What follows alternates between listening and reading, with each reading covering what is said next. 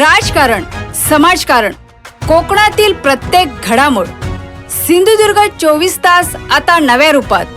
सिंधुदुर्ग संवाद, ताज्या घडामोडींसाठी आताच सबस्क्राइब करा. सिंधुदुर्ग जिल्ह्यात गेल्या 3-4 दिवसांपासून पावसाने चांगलीच हजेरी लावल्याने शेतकरी वर्गात समाधानाचे वातावरण आहे.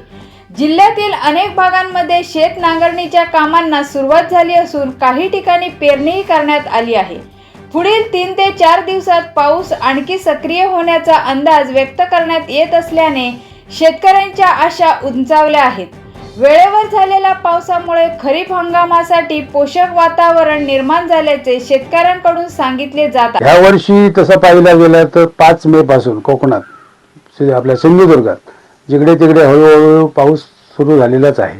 त्याचबरोबर मृग नक्षत्राचा जो आपण 8 तारीखला 8 जूनला त्या मृग नक्षत्रात देखील पाऊस बऱ्यापैकी पडतो. पेरणीच्या साठी जी पावसाची गरज होती ती त्याने बऱ्याच ठिकाणी भागवलेली आहे. याचं कारण पेरणीसाठी जो ओलावा लागतो जमिनीत किंवा नांगरण्यासाठी ते पाऊस पडल्यामुळे सर्वसामान्य पाण्याची ज्यांना सोय नव्हती त्यांना भात पेरणी करणं आता सुलभ झालेलं आहे.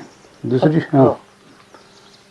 बोला तर कशी भविष्यात जर कदाचित हवामान खात्याच्या अंदाजानुसार जुलै-ऑगस्टमध्ये पाऊस कमी पडणार असं म्हणतात, तो जर त्यांचा अंदाज खरा ठरला तर शेतकऱ्यांनी आतापासून आपल्या कोकणामध्ये नदी ओढे एकदा जून-जुलैमध्ये पाऊस भरपूर पडला की नदी ओढे वाहायला सुरुवात होते.